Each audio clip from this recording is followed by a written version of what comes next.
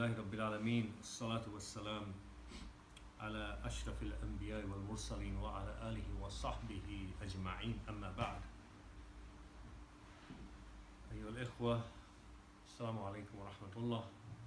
Wa nas'alu Allah ta'ala an yaghfir lana dhunubana wa yukaffir 'anna sayyi'atina. Nas'aluhu bi'ilmin nafi' wa rizqin wasi' وعليه نتوكل وإليه المصير ولا حول ولا قوة إلا بالله العلي العظيم. Bismillahir Rahmanir Rahim. Praise be to Allah. We praise Him, we seek His forgiveness, guidance and mercy. We send peace and prayers on His final messenger Muhammad sallallahu alayhi wa sallam. And we ask Allah for forgiveness and His mercy. We ask Him for useful knowledge and understanding and wide sustenance.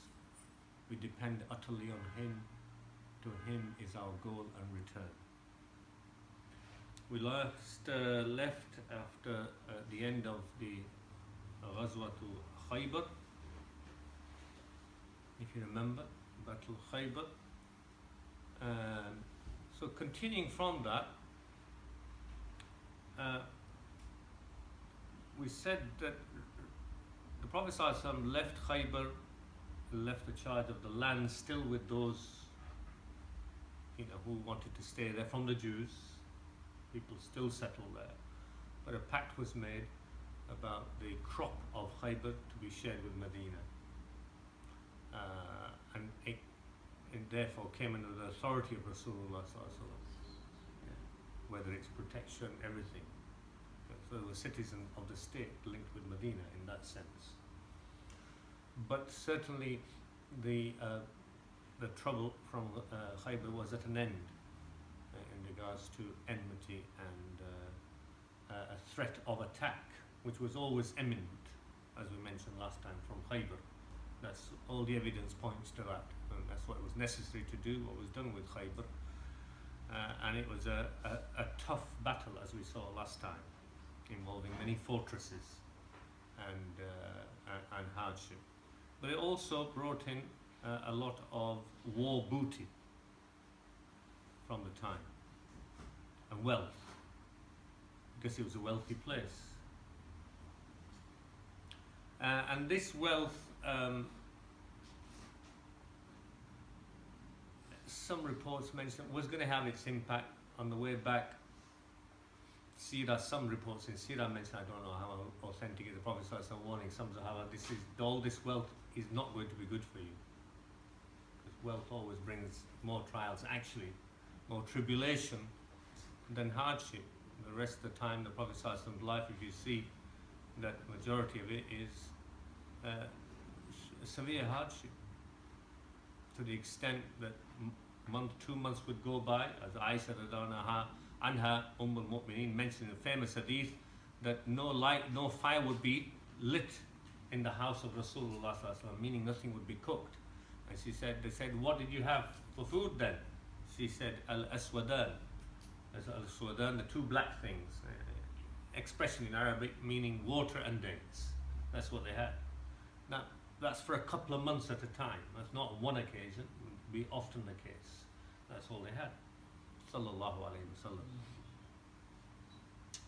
And Prophet ﷺ, right from the origin, we find that this is what he preferred anyway. When he was given the choice in authentic hadith from Allah subhanahu wa ta'ala as to does he want to be a prophet, a messenger who's a king, or a messenger who's a slave, he chose a messenger that's a slave.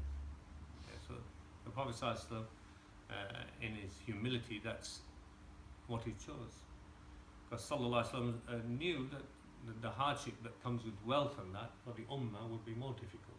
And that's many a hadith authentic warn the ummah that I don't worry for you that you'll go back to shirk again. But I worry for you what dunya will spread out its wonders and its delights to you, as it did to those before you. And it will deceive you like those before you were deceived and destroy you. So that warning is very clear, and I mentioned it on many occasions in khutbah, a warning for us, what the real warning for us being duped by dunya and its wealth and hence that's why after Khaybar it would bring its trials. There were still some skirmishes and small battles to deal with, because there were always, tribes either attacking the emissaries of Rasulullah or making planning an attack on Medina. So that was continuing. In one of these battles, the Prophet ﷺ sent his grandson, or not grandson as such, but his adopted son, Zayd ibn Haritha, his son Usama ibn Zayd, and who's famous in Seerah and history as being raised up in the household of Rasulullah. He treated him like his grandson. Yeah, he was so close to him and loved him like a grandson. And he's now, unlike the real grandchildren of Rasulullah who were just little boys, he was 17 years of age, 16, 17 years of age. Not absolutely fixed, but around that time. So Prophet sent him, and he's involved in one of the battles, small battle, more like skirmishes rather than full-out battles. And in around this time, it's mentioned that in one of the battles, he's fighting, and the mushrik who is fighting, when he's about to kill him, says, Ashhadu an la ilaha illallah wa anna Muhammad Rasulullah. So Usama ibn Zayd didn't accept that. He still killed him. It's a famous story. I think I mentioned it before, earlier on in the story. And he comes back. Now, it seems in some of the reports that Sahaba who were with him, actually, who were more senior, they realized what he'd done was wrong. Because revelation had already come. This wasn't the occasion of revelation. Revelation had already come, and that's why these Sahaba was more senior. He was a young man still. Obviously didn't hear about it.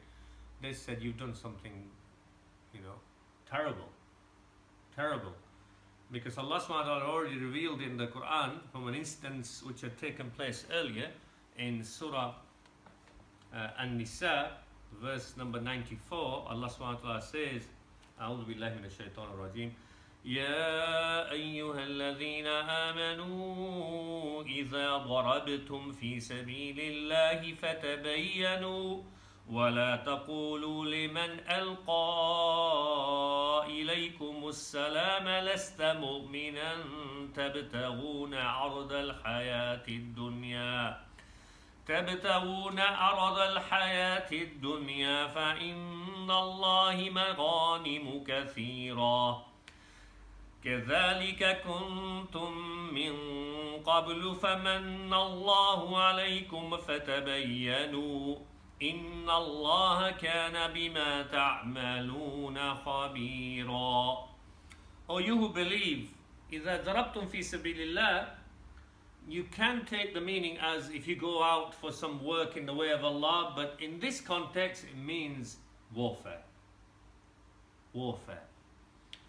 فَتَبَيَّنُوا, then distinguish and make clear the people you're meeting in battle. فَتَبَيَّنُوا, clarify. Distinguish carefully. وَلَا تَقُولُوا, and do not all of you say, لِمَنْ أَلْقَى عَلَيْكُمُ السَّلَامُ, who gives you salam and says to you, Salamu alaykum wa rahmatullah, Salamu alaykum, which was really a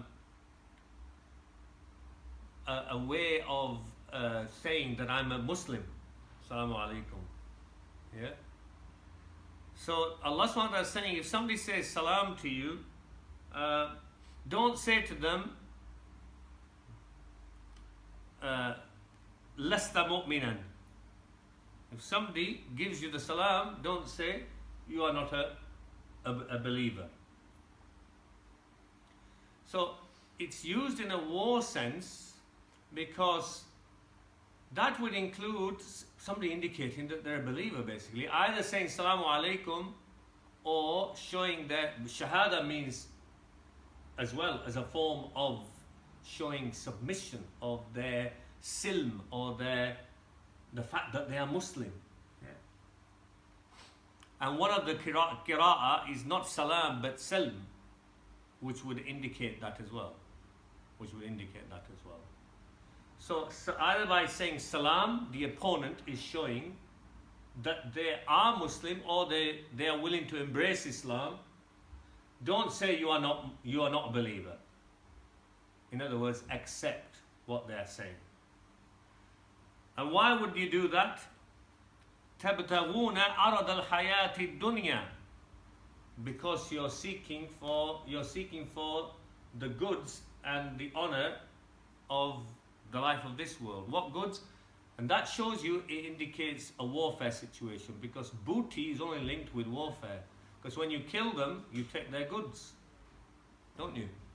So it's not a normal situation, you're just going along doing business and somebody comes along and you're killing them to take their goods. That's highway robbery. Islam doesn't allow for that. So that's the context that tells you, because Allah SWT is saying the reason why you're doing it is because one of the reasons could be that you think, oh, I'm going to lose on all the goods. He just said, La ilaha illa Muhammad Rasulullah. Yeah? So Allah SWT is saying, that's one of the reasons, don't do it. تَبْتَغُونَ عَرَضَ الْحَيَاةِ الدُّنْيَا فَعِنْدَ اللَّهِ مَغَانِمُ كَثِيرًا. Whereas with Allah is great ghanima, booty that, beyond measure. For you already waiting, you don't need to go for the goods of this world. مَغَانِمُ كَثِيرًا كَذَلِكَ كُنْتُم مِّن قَبْلُ فَمَنَّ اللَّهُ عَلَيْكُمْ فَتَبَيَّنُوا. You were like this before as well. Remember that Allah favored you. In other words, you were mushriks and disbelievers as well. So give opportunity for those who want to say shahada. Give them a chance rather than say no. Yeah. So Allah saying Allah favored you, so give chance for them to be favored as well. Yeah. فَمَنَّ اللَّهُ عَلَيْكُمْ فَتَبَيَّنُوا. So Allah repeats it again. So distinguish and make clear. Yeah. Don't just deny. That's what it's meaning when it's saying فَتَبَيَّنُوا. إِنَّ اللَّهَ كَانَ بِمَا تَعْمَلُونَ خَبِيرًا. Surely Allah is all aware of what you do. Yeah. So this ayah, not revealed in this instance, but it was already known to the Sahaba. In this case, Usama ibn Zayd, the story doesn't indicate that he did it for his goods. Because the story itself mentioned in authentic hadith, when he returns back to Medina, it's reported, when the Prophet ﷺ asked how it went and asked him, he mentioned what happened. And the Prophet ﷺ in one report saying, so you held your sword back, Usama, didn't you, when he said Shahada? He said, no, Ya Rasul, I killed him. He said, you killed him? He said, Ya Rasul, he was lying just to save his life. So this is a famous instance when Prophet ﷺ kept repeating, did you open his heart and check inside? That's what the situation? Did you open his heart and check inside, Usama? What are you going to say to Allah on the Day of Judgment about this La ilaha illallah Muhammad Rasulullah? What are you going to answer, Usama? He said, I kept hearing repetition of the Messenger of Allah and I wished he would stop.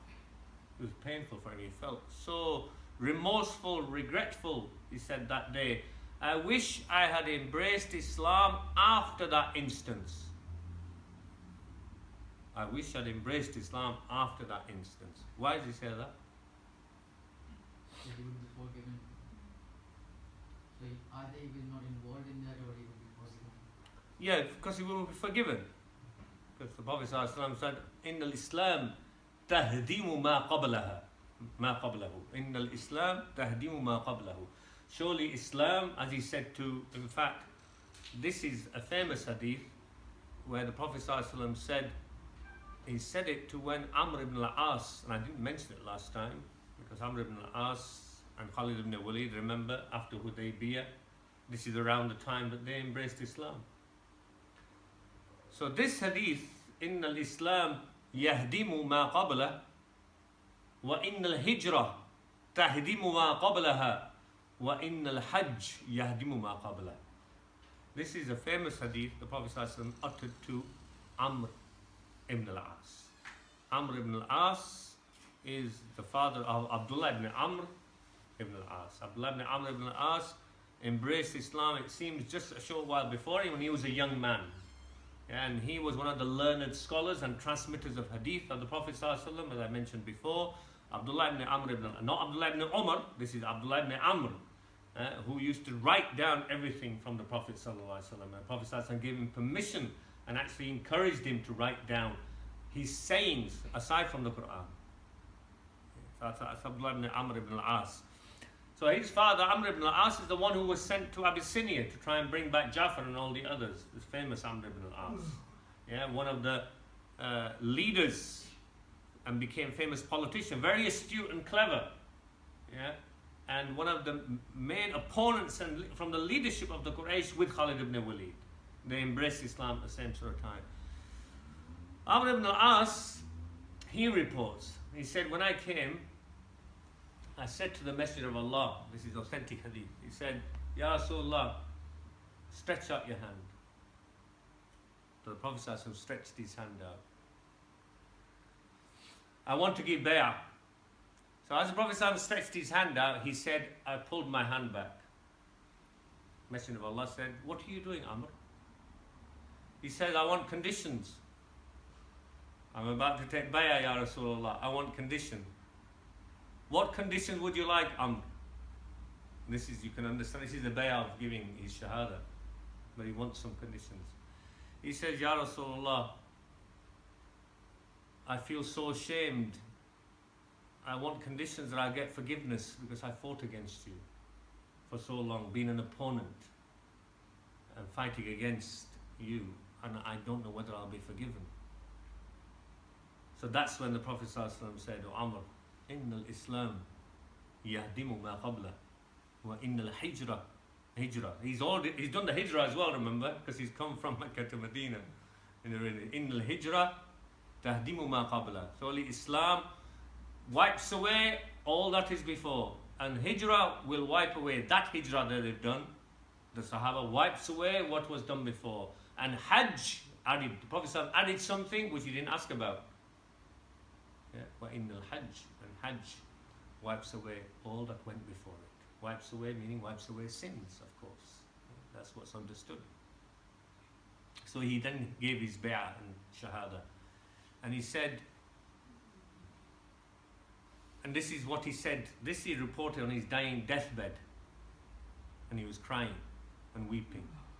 And some of the companions around him said, why are you weeping? Didn't you get from the Prophet ﷺ? Didn't you realize that you were going to face this? He said, I went through 3 phases in life. The first phase, I was the opponent enemy of Islam. And I used to think after that, when I did the shahada, I'd never be forgiven. So he reported this hadith then. And he said, once I gave my bay'ah and did the shahada, I was so ashamed. Nur and light used to come. The man I hated most and wanted to kill, I became to love him and honor him the most amongst anyone in my life.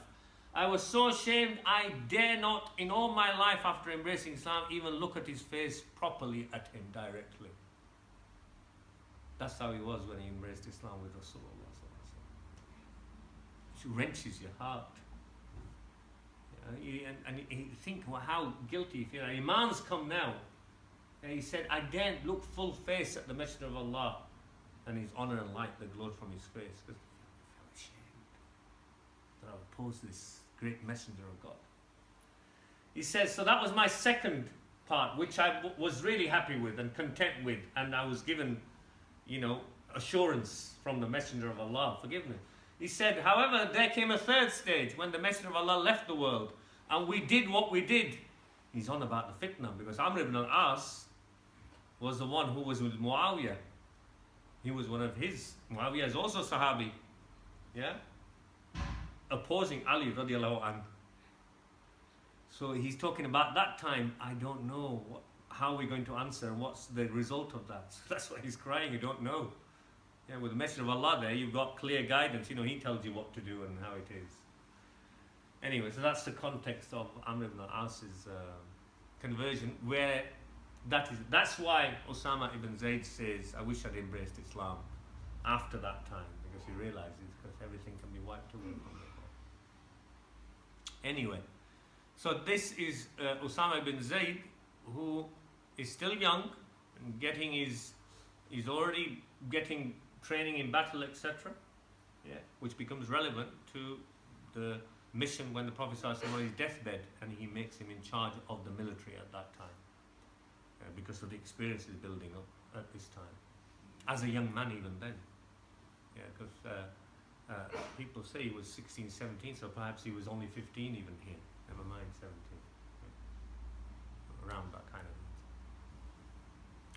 The other thing to mention, most likely, and it was towards the end of time, is after Khaybar, it seems. Remember that after Khaybar was the coming back of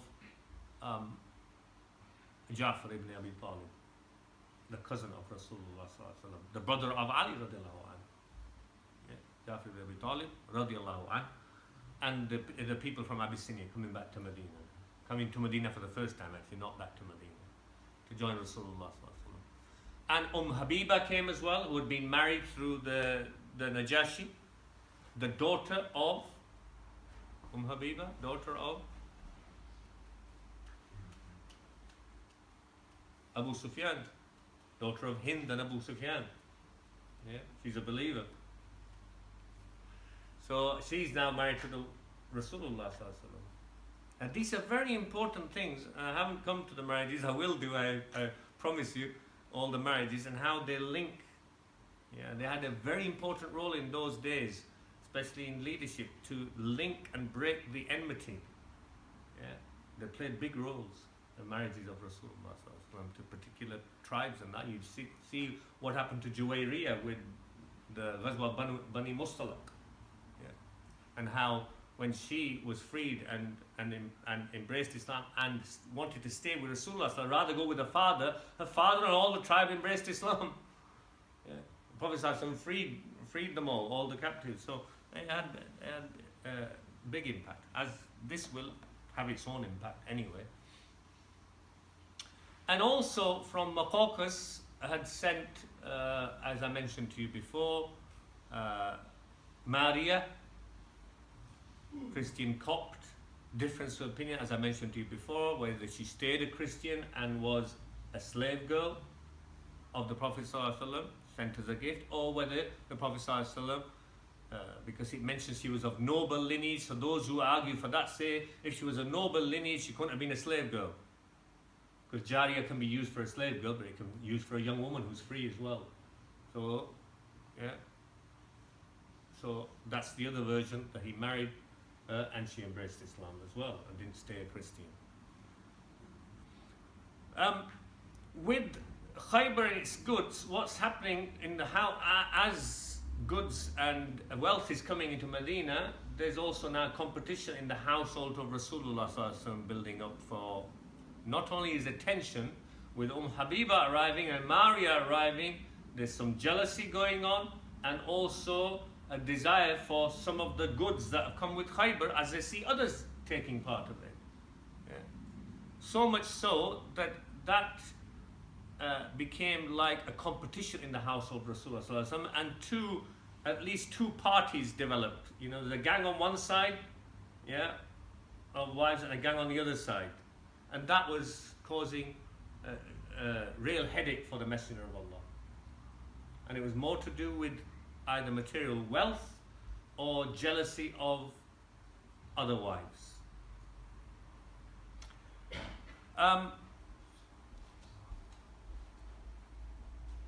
Umar bin Khattab radiallahu anh,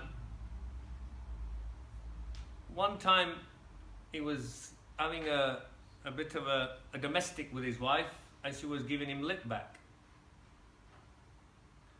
And he's saying, how dare you, blah, blah, blah, blah. She said, why shouldn't I? You know, the wives of the Prophet ﷺ, they give him lip back and he's better than you. So he said, do they? Because his daughter's married in the household. Hafsa is worried about her. Do they? He said, yes, they do. So he said, I grabbed my cloak and off I went. Forget the argument, domestic, you forgot about that. He said, I grabbed my cloak and off I went. Of course, first place, Hafsa's house. Says, I heard that you give lip back, answer back to the Messenger of Allah. Do you? She said, yes. At times, yes. And he told her off, he says, this is very dangerous. Do you realize that what if Allah and his messenger become angry with you, and you could end up in hellfire, and warning you, don't do this. Yeah? Or he could divorce you. Then he goes beyond that to Salama's and the other apartment. Now Salama is not directly related, he's not his daughter, and he says the same thing to her. I hear that you answer back to the Messenger of Allah. So we'll finish after this comment. Salama says, yeah, and if we do, what's it to do with you, Umar? You always stick your nose in where it doesn't need to be stuck. Yeah. This is the household, the Messenger of Allah. What's it to do with you? If we do or if we don't. So he said, I realised I'd gone too far, because he's now interviewed. He said, because he got a real telling off, got put in his place basically by Salama. So then he backed off and went away on this occasion. But the story carries on what happens later. أقول قولي هذا واستغفر لي ولكم من الغفور الرحيم. بسم الله الحمد لله والصلاة والسلام على رسول الله. So, it wasn't really a cliffhanger, but we left it in the middle of an incident in regards to Umar bin Khattab radiallahu anhu. Now, some time has passed. It's around this time now, after Khaybar. And the Prophet ﷺ takes himself away from the apartments of all his wives and confines himself to an attic room, some mention just adjacent to the mosque, and he stays there almost a month, and he's not looking very happy.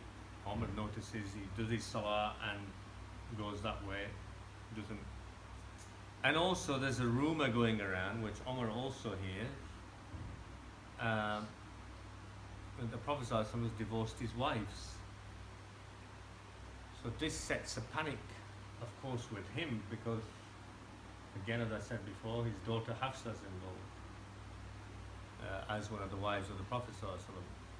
And already knowing that she'd been answering back, so now he's thinking, yeah, you know, what I said. So he goes hurriedly. First he goes to his daughter's apartment, Hafsa's, and asks her, has the Prophet ﷺ divorced you? And she's weeping and crying. She says, I don't know. And then he goes to the masjid.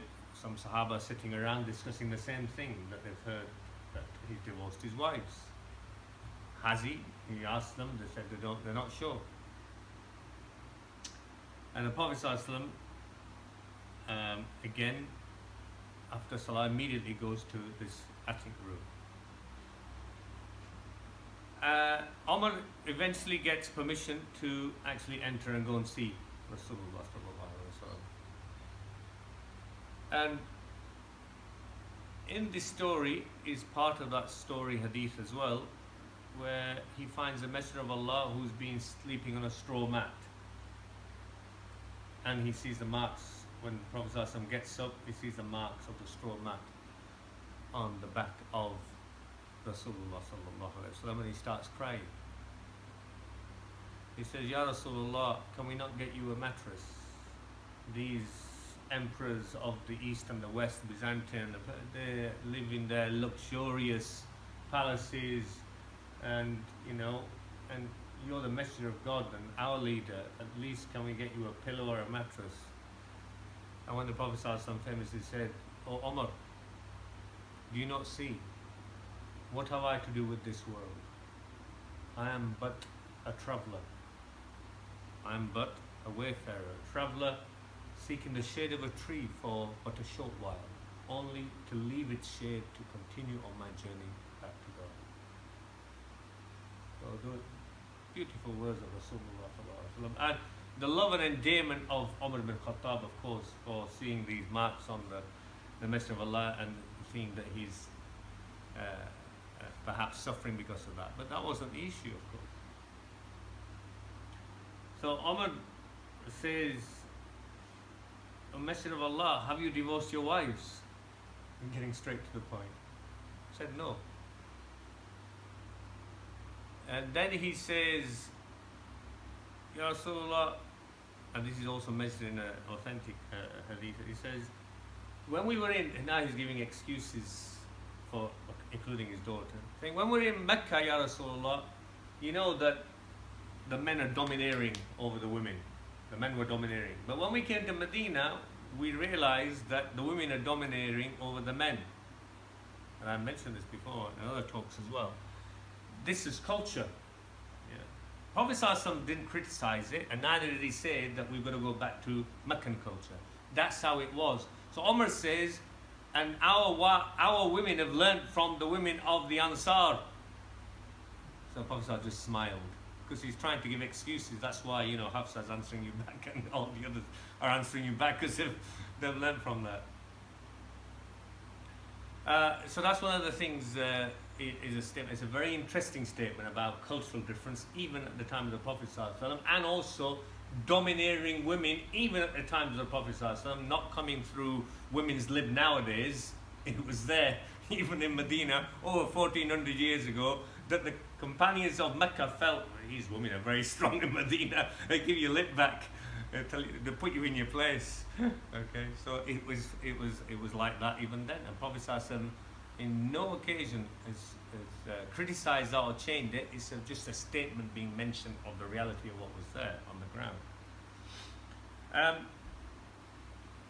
Prophet ﷺ said, I've been told to give them an ultimatum, an offer. Give them an ultimatum. In one riwayah, in hadith, it mentions that the Prophet ﷺ actually, perhaps, and there's different views on it, perhaps divorced Hafsa, and then he was asked to take her back. Take her back. And what is authentic also, that the Prophet ﷺ was told, all of his wives, they are your wives in paradise. So these are from the Mubashirin, the wives of the Messenger of Allah. Yeah. It's told through revelation, through Jibreel, that Allah said, they are your wives in paradise. Now, Prophet ﷺ, what was the ultimatum? It came in Surah Al-Ahzab, addressing the wives of the Prophet ﷺ directly. Allah subhanahu wa ta'ala revealed, يا أيها النبي قل لأزواجك إن كنتن تردن الحياة الدنيا وزينتها فتعالين أمتعكن وأسرحكن سراحا جميلا وإن كنتن تردن الله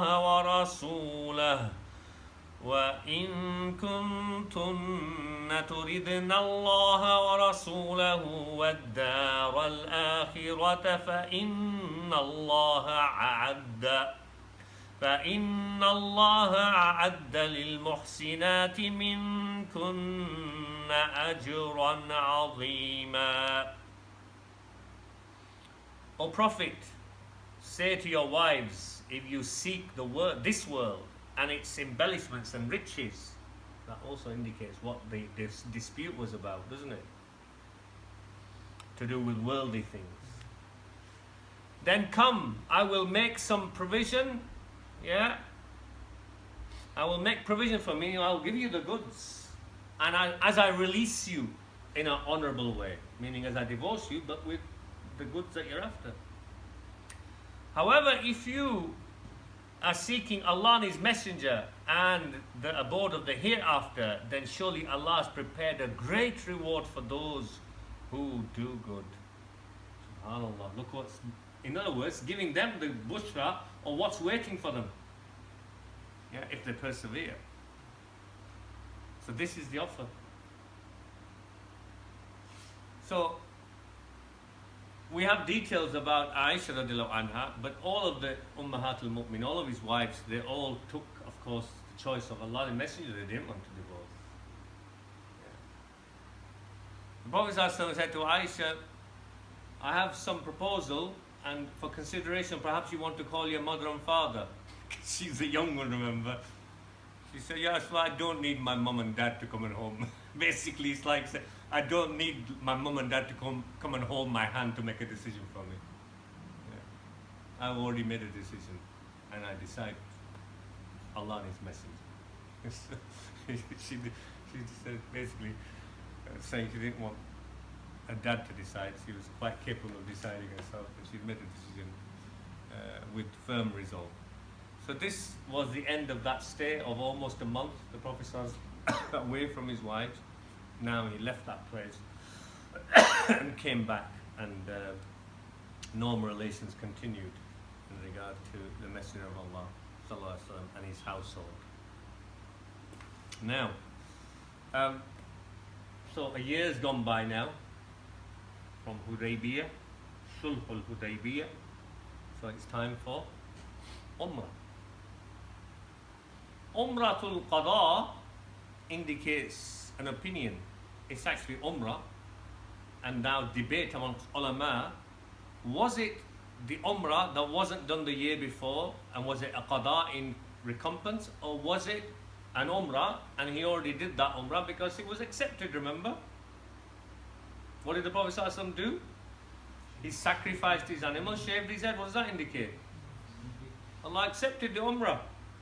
So I'm not in favor of Umratul Qada, yeah, but Umrah as was promised, yeah, in the agreement. So Prophet ﷺ is coming to do that Umrah, yeah. But you can see why the debate's there.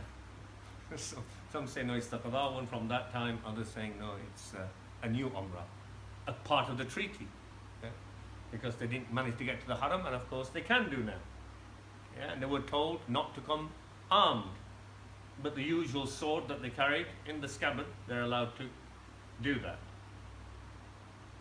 So it is mentioned that 2,000 Sahaba, including all those from Hudaybiyyah, around 1,500, yeah, now come, aside from women and children, to do this Umrah in their Umrah garments with the animals, etc. Remember, they were given that they're allowed 3 days, and after that they have to leave, pack their bags, and off they go. Yeah. It seems that when the Prophet ﷺ comes to do this Umrah, that the dignitaries who still left in Mecca, they're still there. Khalid ibn Walid and Amr ibn al-As and others have embraced Islam. Remember, in these 18 months or 1.5 to 2 years, and this is only a year after, yeah, and Umrah is going to have its impact as well on people embracing Islam. Yeah. Abbas, what's most authentic, hasn't still embraced Islam. He's the uncle of the Messenger of Allah, but not an enemy in that any sense. Yeah, yeah. And Abu Sufyan, others, they're all still there. Yeah. So, not Abbas, but others who don't want to see all that, they withdraw to the higher ground away. They don't want to be sort of in the midst, because many of them still have a hatred. But they've allowed it and they have to face it, because it's like a victory. See, Prophet ﷺ coming in to do Umrah with 2,000 is like, you know, it's like coal on the face, isn't it? Even though, and they've agreed there, and some are regretting, why do we actually make this agreement? Yeah, because this news spreads everywhere, doesn't it? Remember, this is the Haram. This is the center of idol worship, yeah, which is all around Jaziratul Arab, yeah, the Arabian Peninsula, and all tribes will hear about this, that Muhammad sallallahu alaihi wasallam has come with his companions to do this Umrah. Yeah. And of course, you can imagine at this stage that the 360 or so idols are still in place while the Prophet is doing Umrah. Not broken at this time, are they? That's later. Yeah, that's later. So the idols are all in place when the Umrah is going on. There's a priority to be had. Yeah? And the priority was peace. Not to make warfare. That wasn't a time for coming and smashing all the idols and things. That'd be creating war. Yeah. So in peace there's a compromise. Yeah. You're not in control. So, you know, it's not like saying, Astaghfirullah, how we got these idols here, we can't do Umrah here, we have to smash them.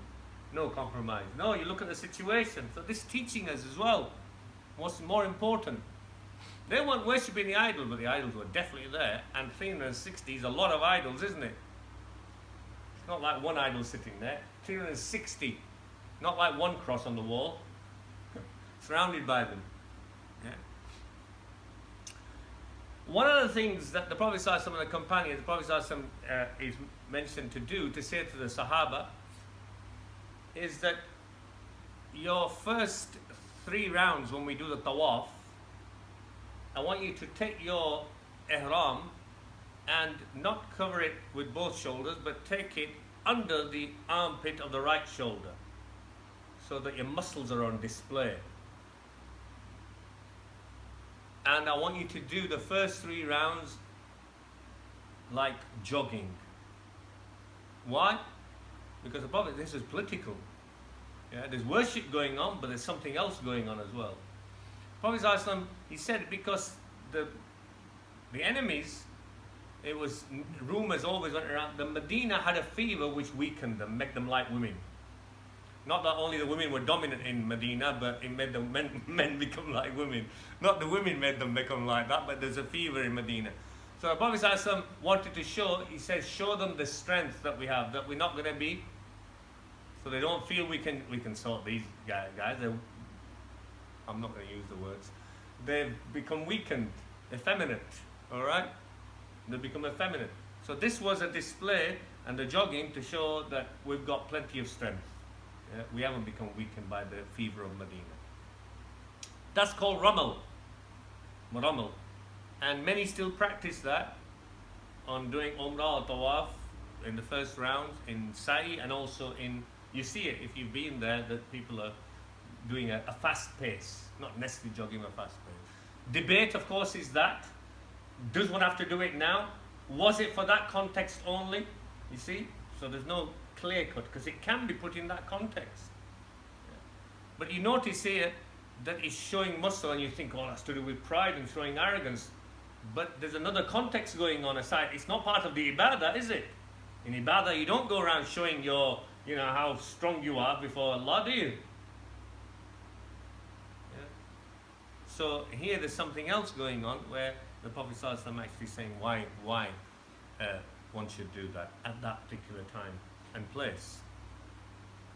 So anyway, after 3 days, the Prophet ﷺ and the Sahaba, they do their sacrificing, they shave their heads, and off they go. They're told to leave, and they go back to Medina. One of the things is that Hamza's daughter is called Umara, and she happens to be still in Mecca. And in Hadith it mentions that still she's young and she sees the Messenger of Allah and saying, "Uncle, oh uncle, take me with you." Because whoever she's been looked after, it seems that father's not there, mother's not there. Okay, so she's taken back initially. As to who takes her back, it's not very clear whether it's Ali radiallahu anh and Fatima or whether it's other Sahaba. But what's interesting is that this is mentioned in Seerah and also authentic ahadith as well.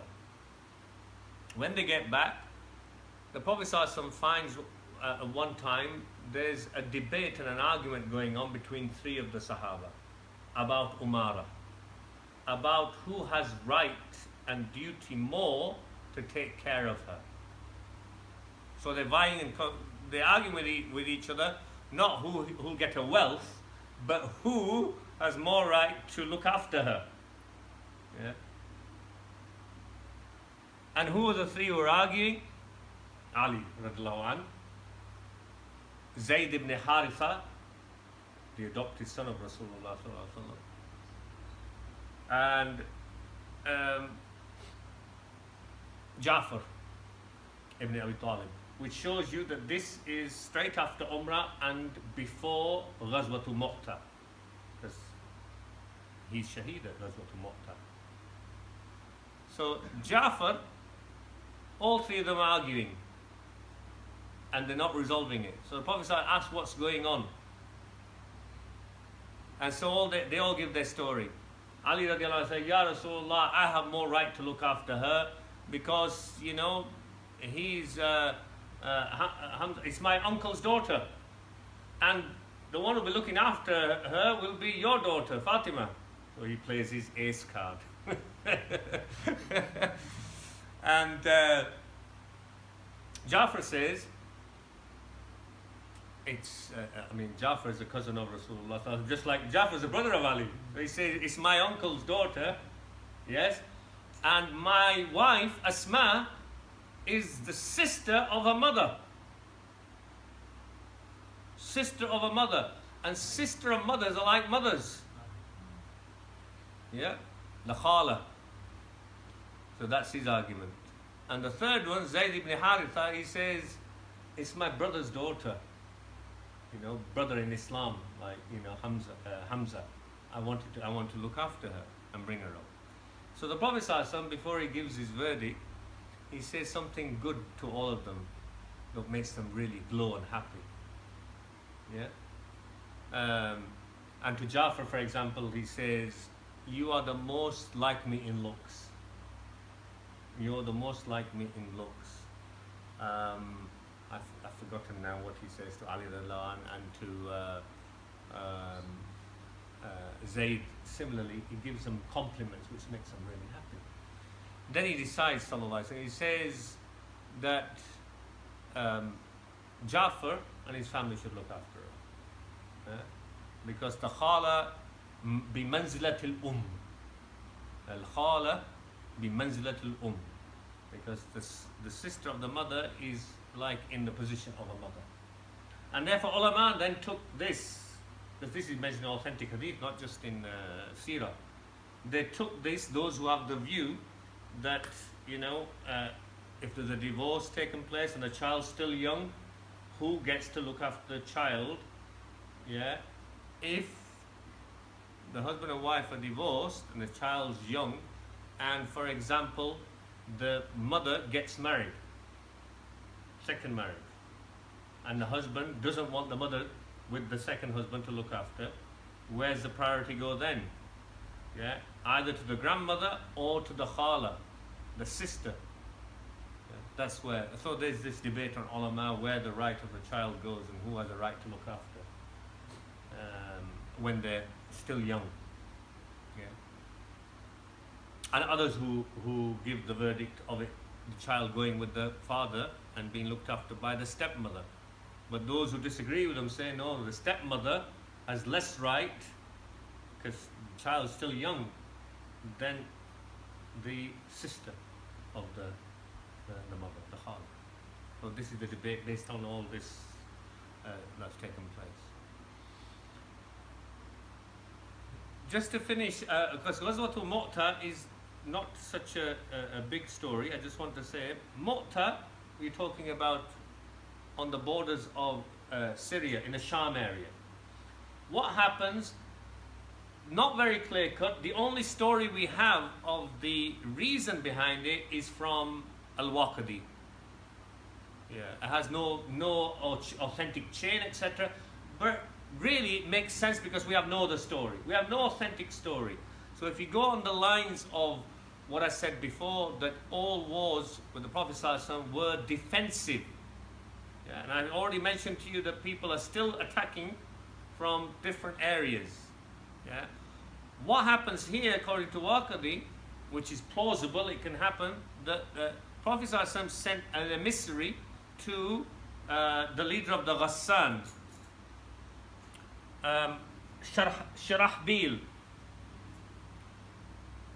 yeah, Ghassan, who are Arab Christians. They're allied to the Byzantine Empire, yeah, in the Sham, so on the borders with Sham. And the Prophet ﷺ, according to Al-Waqidi, it's not relevant what the name is, but it mentions Al-Harith ibn Umayr is killed by this person, this Christian Ghassani ruler, who's an Arab Christian. Killing the emissary, and remember what we indicate from the letter to Heraclius. Notice in the letter, it didn't say if you don't embrace Islam, we're coming to attack you, did it? Have you noticed? The call to Islam didn't end with, and if you don't, we're coming to attack you. Do you realize that? It's very important for all those who say that, they were given offer to embrace Islam, otherwise attack. No, the letter never said that, and that's the only authentic letter we have, which indicates the other letters were similar. Yeah. So it's not saying to this Shurahbil, the emissary, that, we're calling you to Islam, that if you don't, we're coming to attack you. Offensive warfare. No way. No evidence for it.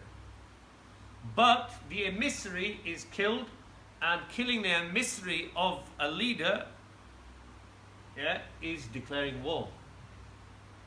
That's the case now as well. You send an ambassador and they butcher the ambassador. It's war, isn't it, between countries?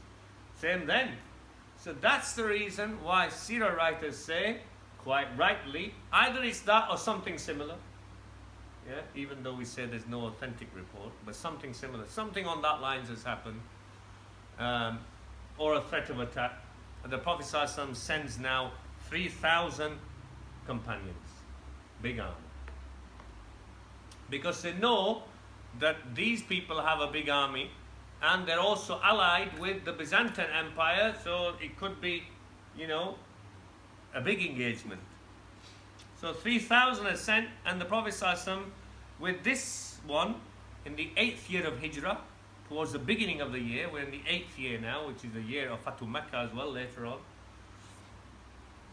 Prophet ﷺ here, interestingly, gives advice about leadership. He makes Jafar ibn Abi Talib, who's just come back from Abyssinia, puts him, he puts Zayd ibn Haritha in charge. Zayd ibn Haritha, and there's murmurings from seniors and others, Sahaba, because he was a slave before, freed slave, adopted son, but no longer seen as son. But they objected because they may have thought about lineage and, not Quraysh and things like that. Yeah, it's very clear that they mourned, because the Prophet ﷺ, when he does that with Usama later on his deathbed, they did the same. And the Prophet ﷺ at that time says, when we put Zayd in charge for Ghazwatul Mu'tah, you did the same. You complained. But this is how it is, and this is how it's going to be. It is going to be Zayd, because this is what I've decreed. So Zayd is put in charge. If he falls, or is shaheed, the Prophet ﷺ said, then Jafar ibn Abi Talib to take the standard. And if he is martyred, then Abdullah ibn Rawaha al-Ansari, the poet, is to take the standard. So it's interesting, the Prophet ﷺ already, then after that he didn't say anything. It was left to the people to decide if they're martyred. Some ulama therefore say Prophet ﷺ had an inkling that something was going to be on that line. But nothing for sure. We have nothing for sure. So anyway, as the army moves on, they get news. They're some days away from Medina and still far away. They get news that a massive army is gathered waiting for them. The news has travelled to them as well, what's happening. An army of 100,000. Normally this is based, Martin Ling's on Ibn Hisham, and full of all sorts of things that are not right, but it's a beautiful read, this book. If you want to read it as a story, that a book you can't put, others are very factual. Seerah can be very factual and can be very dry, can't it? But this, I've read a few times, is a book you can't put down.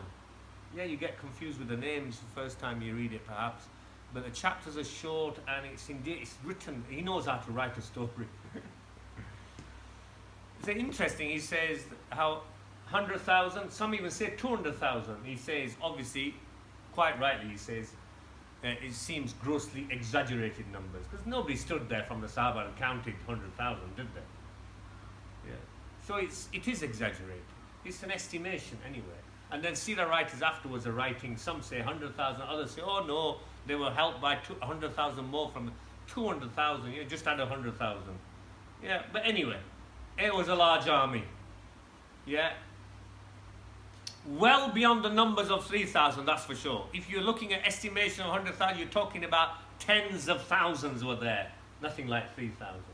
When they heard that, the Sahaba took consultation and said we should write back and send an emissary with a letter to the Prophet ﷺ saying, look, we've got a massive army. Yeah, either he sends more to us or ask his advice, what should we do? But Abdullah ibn Rawaha, he stirred up something else. He said, what's the matter with you? Why do we need to go and Prophet ﷺ send us on a mission? And that's how it is. Look, for us there's only two things waiting. Either victory or we get martyrdom, shahada. What are you worried for? So on that lines he speaks, and everybody's, iman begins to glow, and they get encouraged and full of, we can't lose. Yeah? Victory or martyrdom. None of it's lost. So they move on to go and face the enemy. And the battle is a vicious battle, and it has stages of it, not all in one day. But despite seeing the numbers, from what they've actually discussed earlier, when they finally get there, Zayd gives the order to charge against the military might, and they realize now they were seeing military of a different level. Now it was not Quraysh and others, you're seeing Roman. Yeah, and how organized they are, and we're a vast army, and they're battle worn. These aren't they? They're proper soldiers that's what they're for.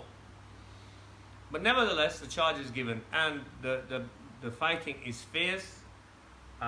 First, Zayd ibn Haritha is cut down and killed and martyred. So Jafar takes the banner from him to continue the fight. And some reports mention his one arm's cut off, then the other arm's cut off. He's trying to hold on with the arm. Eventually, he's martyred as well. An authentic hadith in Bukhari mentions that they found, this other Sahaba reporting, more than 90 wounds on the body of Jafar ibn Abi Talib. More than 90 wounds. Again, they didn't count them as 90. When they say 90, they mean tens and tens. Okay, that's.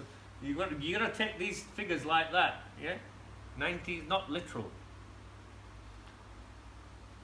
And so he's shaheed as well, and then Abdullah ibn Rawaha takes the banner, and some reports mention he hesitated a little bit, just for a moment, and then he goes in and he's martyred as well. But it's interesting why this is recorded so well is because the authentic hadith in Bukhari mentions that the Prophet ﷺ describing this happening to the Sahaba in Masjid al-Nabawi. This is shown to the Messenger of Allah as a miracle. He can see it. He can see what's going on in the battle. And this, what I've just described to you, he describes to the Sahaba in Medina as his tears are coming in his eyes, as he's seeing one after the other their leaders are martyred that he put there. Then he says, and now the banner passes on, and it is given into the hands of Khalid ibn Sayfullah, the sword of Allah, and inshallah he will be given victory. Victory. What was the victory? If we go into the details, and the details are Ibn Sa'ad, there is no absolute clear hadith about how the things were arranged and things, but in those details it seems to mention the cleverness of Khalid ibn Walid. His job, he felt, was how in the front of massive army, they were going to be completely slaughtered and butchered, how to retreat without minimum loss. That became his objective. And those reports, some mentioned that they worked up a strategy, they shined their armor and shields. That's one of the things they did. And they put the ones who were behind in front on different days, and the one on the right flank, on the left flank, they kept changing them around. So the enemy thought there were new recruits coming every time. Yeah? That's the gist of what is mentioned, yeah? As a strategy. But all the time, what they were doing at the same time as fighting was making a withdrawal. Insihab. So the victory, and again, amongst ulama, there's debate. But the best opinion, I believe, from the facts we have, is that the victory was the withdrawal and retreat. They did not overcome that army and beat it. Although some ulama says when Prophet ﷺ mentioned he'll be given victory, that they were victorious and they destroyed that army. We have no evidence for that, actually. The evidence is contrary. But a victory is also seen, even in battle terms, when you're able to salvage your men and army from a situation where you're going to be you're cornered and you're going to be slaughtered, which is what happened with them. But the strategy led to them coming back. Yeah. So that was a victory, and victory also means victory for another day, which Prophet ﷺ mentioned in regards to Saifullah as he became known as the sword of Allah, Khalid ibn Walid.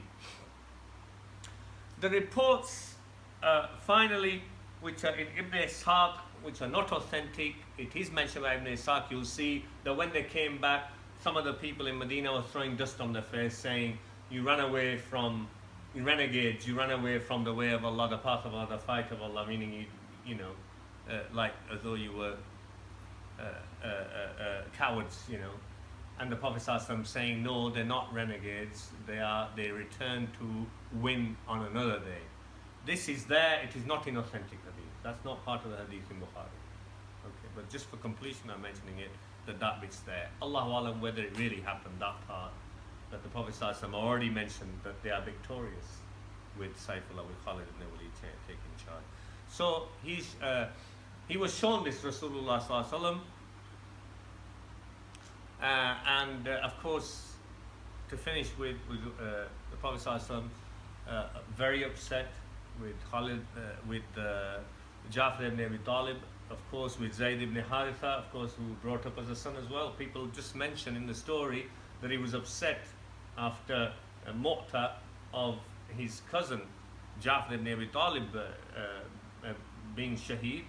But actually, you think about it, and you think about Zayd ibn Haritha as well, who's been in his household since before Nubuwwah, before prophethood as well. So the upset is across the board as well. Abdullah ibn Rawaha.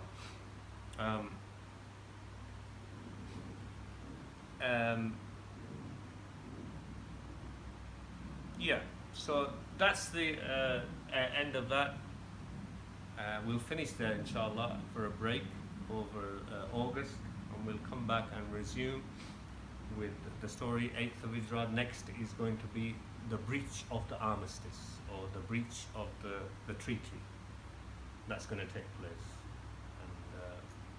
and that will carry on to Fatu Mecca, and a few more things left after that, because we're in the 8th year now after Hijrah, and the Prophet ﷺ life is till the 11th year after Hijrah, so there's not much left now in regards for us to cover. Any questions before we finish on what we covered today?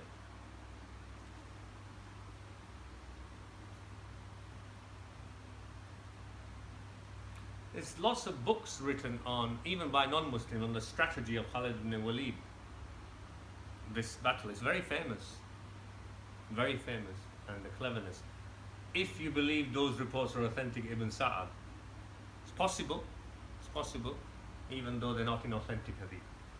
But a lot of study has been done on that battle strategy, just out of interest. Okay, Barakallahu feekum. We'll announce it, inshallah. It will be after Eid al-Adha, because at the end of August is Eid al-Adha. So I'm away that week. When I come back, inshallah, we'll resume. And I think probably, I don't know, maybe 5 or 6 more sessions we should finish, inshallah. I reckon. Maybe less. Wa akhiru da'wana alhamdulillah.